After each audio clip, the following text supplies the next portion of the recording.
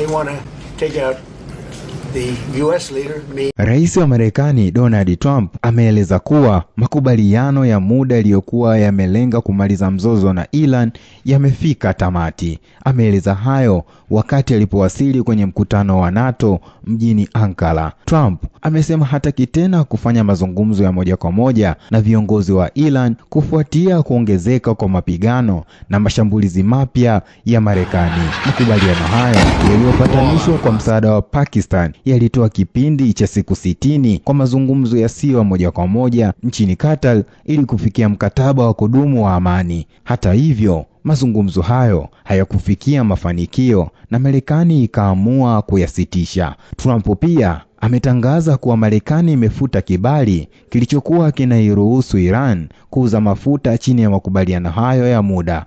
Iran imepewa hadi Julai 17 kukamilisha miamala yote ya mafuta iliyokuwa imeidhinishwa awali. Kusambaratika kwa makubaliano hayo kumekuja baada ya Marekani kufanya mashambulizi mapya dhidi ya Iran kufuatia mashambulizi dhidi ya meli za kibiashara katika mlango wa Hormuz, hali inayoongeza hofu ya kuzorota kwa usalama Mashariki ya Kati na kuyumbisha soko la nishati duniani. Akizungumza katika mkutano wa NATO, Trump aliwakosoa viongozi wa Iran akisema mazungumzo zaidi ni kupoteza muda. Maendeleo hayo yameongeza shinikizo kwa viongozi wa dunia waliokutana Ankara, huku wasiwasi ukiongezeka kuhusu usalama wa kikanda na athari za kiuchumi za mzozo huo. Gerard Kadinya.